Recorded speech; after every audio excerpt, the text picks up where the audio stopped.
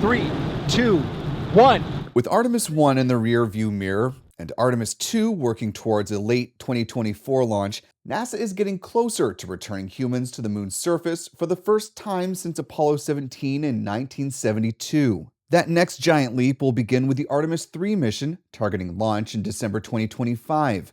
It will be followed by Artemis 4 in 2028 and Artemis 5 in 2029. And to do that, NASA's partnered with two contractors to get humans down to the surface and back up again, SpaceX and the Blue Origin-led national team. We had the opportunity to sit down one-on-one with Dr. Lisa Watson-Morgan, who heads up the Human Landing System program for NASA. It's based right here at Marshall Spaceflight Center. And we talked about some of the challenges and successes that she and the program have been seeing towards getting humans back to the moon safely for the first time since the Apollo program. Dr. Lisa Watson-Morgan was selected to head the HLS program in 2019. She says, in the beginning, the most important question was whether industry would be up to the task. We were in what we called the base period, where we were working with industry to try to assess their readiness and to make sure that industry was ready to help commercialize the moon to where this services approach to contracting with performance-based milestones and fixed price to actually see whether it would work. And we found that the three providers we were working with worked very well with us. They were very capable. They had a lot of innovation and technology preparation within their own companies and within the industry, that it gave us confidence that when we awarded the Option A, which is the Artemis 3 contract to SpaceX, that they would be ready and able to move forward. In November 2022, SpaceX was awarded Option B, a sustaining contract that would see Starship dock with Gateway on the Artemis 4 mission. Gateway is an international lunar space station that will orbit the moon in a highly elliptical, 7-day, near-rectilinear halo orbit. But while NASA felt comfortable moving forward with SpaceX for these first two missions, that doesn't mean it's all smooth sailing. I think I would be remiss if I didn't say we're concerned about the SpaceX schedule for HLS. And the concern is that our critical path, even today, goes through these test flights. And the reason it goes through the test flights is because of SpaceX's development approach, which I fully support and I really cherish. That iterative approach is on full display down at Starbase near Boca Chica Beach in South Texas. After launching its first full Starship stack in April, SpaceX is hoping its second flight can come soon. As of November 1st, it was still very much in the regulatory hands of the U.S. Fish and Wildlife Service, along with the Federal Aviation Administration. Watson-Morgan says the SpaceX system of testing, flying, and fixing helps work through many of the items that NASA needs to see proven out. And so what that means is by the time they're at the end of their test campaign, they're pretty much ready to fly. You know, it's more of a just here's the rest of the documentation, let's go in and certify. So while yes, these are early developmental flights and they're not indicative of what the human landing system Starship will be, in that it doesn't have our life support, it doesn't have our comm system, it doesn't have those aspects, but it is still very important and required. So for us, schedule is key. One of those keys to that schedule is the ship-to-ship propellant transfer test mission, which is coming up sometime in 2024. It's important because once Starship is in orbit around the Earth, it will need to refuel before it can safely make the journey to the moon and bring humans down to the surface and back up again. That's where we're going to get to see multiple launches from multiple pads go into orbit and transfer some amount of fuel between the two. And that will be a really key indicator as to their readiness level. And once they get to that point and once that is achieved, it's much smaller from there on out. You may have caught that she said multiple pads. Currently, there's only one operational orbital launch mount at Starbase in Texas at the moment. Engine ignition.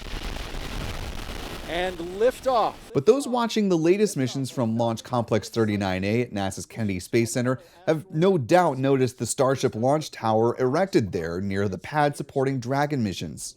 Watson Morgan says that orbital launch mount will need to come online before the uncrewed landing demonstration on the moon. She anticipates that in the late 2024 or early 2025 timeframe. One thing I do appreciate significantly about SpaceX is their ability to pivot.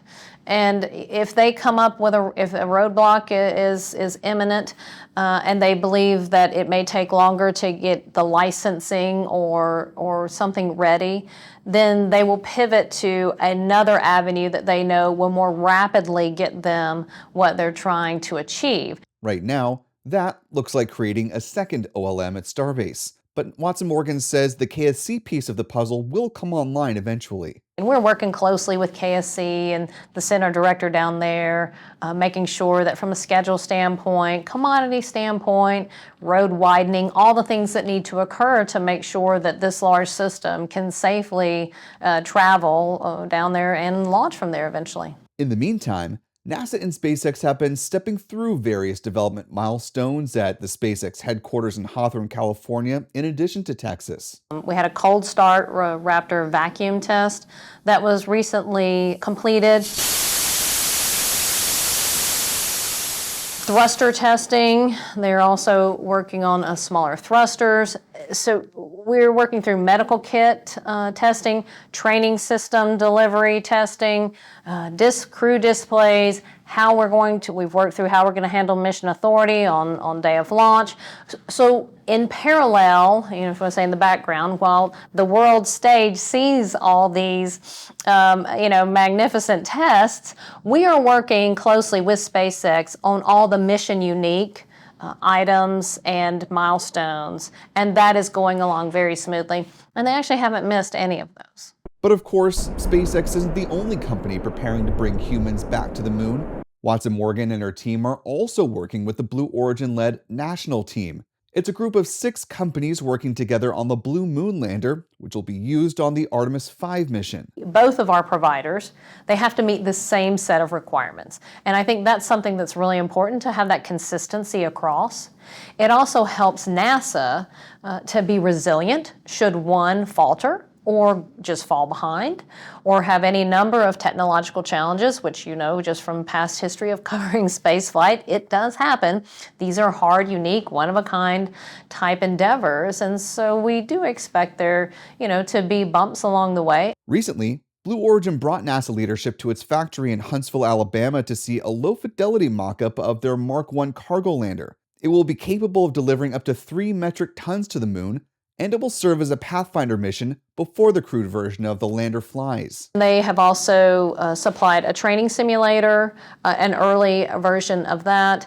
In the near term, we're having it's like a system requirements review. We call it a certification baseline review.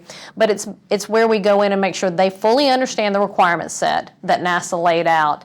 And we do an analytical assessment and review their analytical assessment of whether their requirements can actually meet what we said they needed to meet. Next year, Blue Origin will also go through a preliminary design review. At the same time, Lockheed Martin, another member of the national team, is developing the Cislunar Transporter.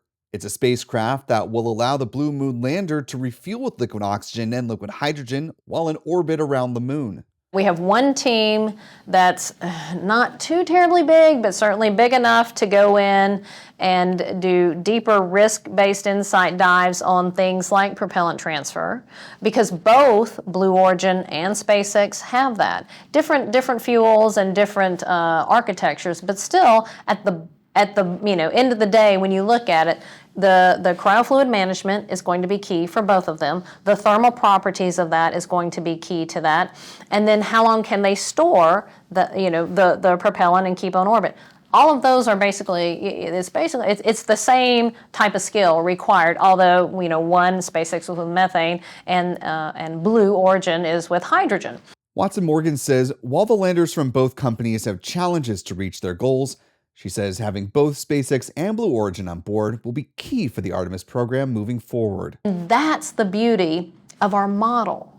We take the best of what the government does, our expertise, and then we take a leap with the technological innovation and ideas that industry says we need to do this in order to save costs, to make a business case out of this and give you the value and the good price that we are. And so working through, and that's where it is such an engineering art, in that we have to balance what they need to do to be successful from a business standpoint and ensure tantamount that we're doing all we can for crew safety. And the crew's lock in step with us on both Blue and on SpaceX. Our thanks again to Dr. Watson-Morgan for her time and insight into the HLS program. If you haven't already, be sure to subscribe to the YouTube channel by clicking here, and we'll have more coverage, of course, leading up to the Artemis II mission. You can find those stories at the link here, as well as on our website, spaceflightnow.com. For Spaceflight Now, I'm Will Robinson Smith.